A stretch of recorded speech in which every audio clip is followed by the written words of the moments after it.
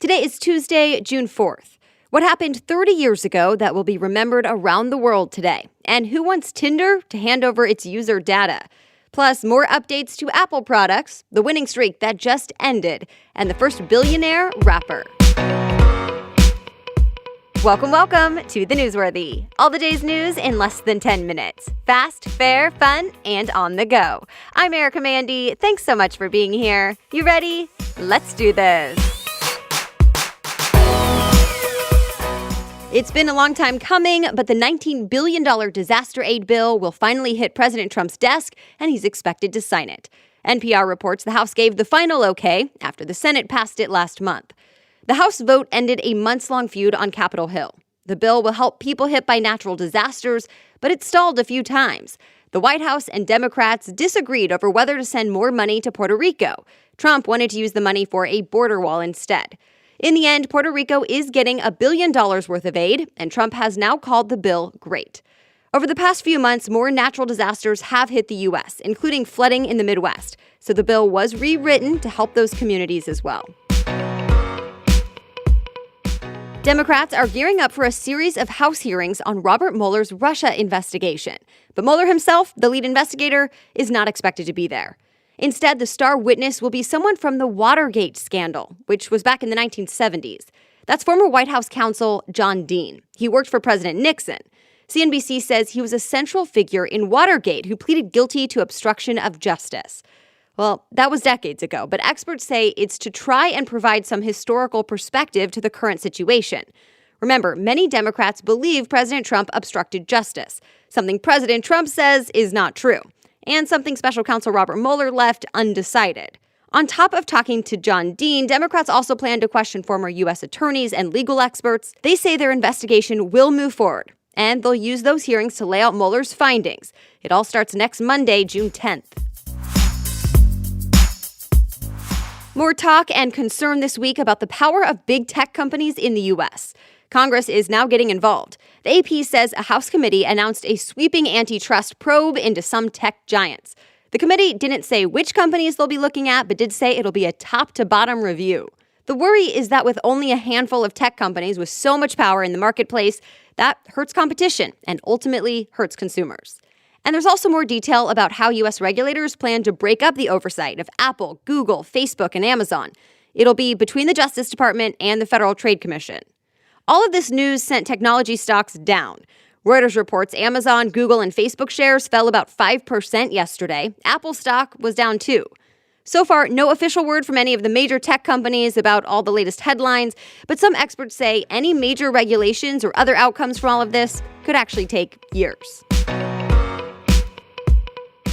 Commemorations for the 30th anniversary of the Tiananmen Square massacre are happening around the world today. Although CNN reports any coverage or discussion of what happened in China is actually highly censored there.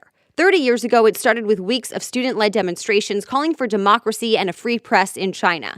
But the government reacted with a bloody crackdown on June 4th, 1989.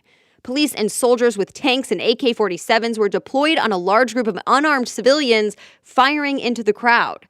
There's still no official death toll, but it's estimated to be in the hundreds, if not thousands. And another 10,000 people were arrested.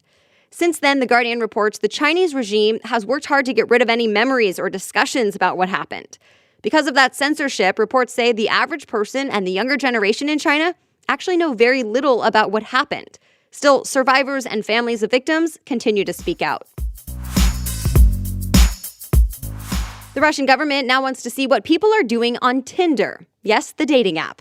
Gizmodo reports the app was just added to a list of companies who have to share their users' data with the Russian government or be blocked in that country, meaning the government could see things like messages and pictures anytime they want.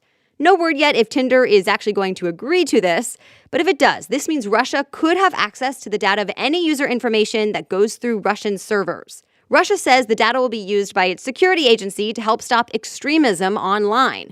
But Business Insider says critics are worried this is another way to censor the internet and keep an eye on people. Some social media companies have tried to fight this in the past and been kicked out of the country. For 1.8 billion Muslims around the world, this week marks one of the most festive times. The celebration of Eid al-Fitr begins. That's Arabic for Festival of the Breaking of the Fast. It marks the end of the fasting month of Ramadan, when Muslims don't eat from sunrise to sundown. Eid al-Fitr begins either today or tomorrow, depending on the sighting of the moon. It's a time for visiting loved ones, feasting, praying, and donating to those in need. The most popular greeting is Eid Mubarak. All right, more news ahead, but first, a quick break to thank this week's sponsor, Ancestry. Ever wonder where your family comes from? I know I have. Well, like me, you can discover more about them and learn about your story by combining the Ancestry DNA test with billions of historical family records. I just received my results. I'm excited to dig in and share with you some of my results later this month, but at first glance, it helps confirm what I've been told over the years about where my grandparents lived. And Ancestry even allows you to start a family tree to learn more about your complete story. And it's really simple to get started. Just sign up, you receive a box in the mail to submit your spit with easy-to-follow instructions, and before you know it, Ancestry is hard at work for you and then delivers great information about your family history. And of course, the Newsworthy listeners get a little something extra. Go to Ancestry.com/newsworthy for 20% off your Ancestry DNA kit. That's Ancestry.com/newsworthy for 20% off your Ancestry DNA kit. Go to Ancestry.com/newsworthy. All right, now back to the news. Here's an update with some of the highlights from Apple's big event and announcements. For one, The Verge reports Apple is doubling down on its privacy and security goals, saying you can now have apps ask you every single time if they can use your location. And Apple is setting up an option to sign on to other apps using Face ID and even generate random email accounts if you don't want to share yours with third parties. Also, if you talk to the voice assistant Siri, expect a slightly new voice meant to be a bit more natural. And you'll be able to do more with Siri, too. The new iOS update will soon let you control things like opening apps and editing text, all with voice control. You can also now split your AirPods, the wireless earbuds, if you want to share one with a friend to stream and watch something together. And if you're a fan of the Apple Watch, well, the newest software for the watch will come with its own app store, which means apps can be made just for the watch and not have to be available for iPhones as well. And as we already knew and talked about yesterday, iTunes is being replaced with 3 separate apps, even on desktops, for music, podcasts, and TV. In fact, it'll be easier for all iPhone apps to work better on Macs. Of course, there's a lot more, so you can check out all the highlights at the links in today's show notes.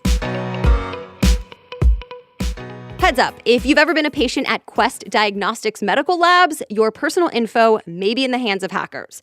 The Wall Street Journal reports this breach could affect about 12 million patient files. Quest itself was not hacked, but a billing collections firm that works with the company was. And the firm says an unauthorized person gained access to its online payment page for nearly 5 months. Because of that, the person could see patients' bank account info, social security numbers, and some medical information. But Quest says test results were not compromised. At this point, CNN reports the company is still working on getting some more details about the hack and a list of customers who may have been affected. And the winning streak is over. Jeopardy contestant James Holzhauer lost. It ended his 33-day run on the game show. USA Today says he won a total of $2.4 million, and he nearly beat the all-time record for total winnings. In fact, he was just about $56,000 short. But Holzhauer already made history on the show. He first made headlines when he set the record for the most money won within just one episode of Jeopardy! Then he kept on winning for 32 games in a row. But last night was his final one. He got the questions right, but ended up losing because he didn't make a large enough bet. Holzhauer told the New York Times that nobody likes to lose, but he's still proud of how he did. By the way, his success was great for the show itself. Jeopardy! Ratings haven't been this high in 14 years. It's official. Jay-Z is the world's first billionaire rapper, according to Forbes. And it's not just because of his songs. Forbes says his empire includes real estate, art, and businesses, and he's invested in companies like Uber. Maybe most impressive is that he started in the housing projects in Brooklyn, and some say he's just getting started. Of course, he's also married to superstar Beyoncé. The Guardian says she's worth $355 million by herself. All right, that's it. You are all caught up for today. If you want to read more about any of the stories we talked about in this episode, just head on over to the homepage of thenewsworthy.com, click episodes, and look for today's date. You'll find all the story sources and links right there. Thank you so much for listening today. The Newsworthy is ready for you to listen every weekday by 4 in the morning. I'll be back with more news tomorrow. Have a great day.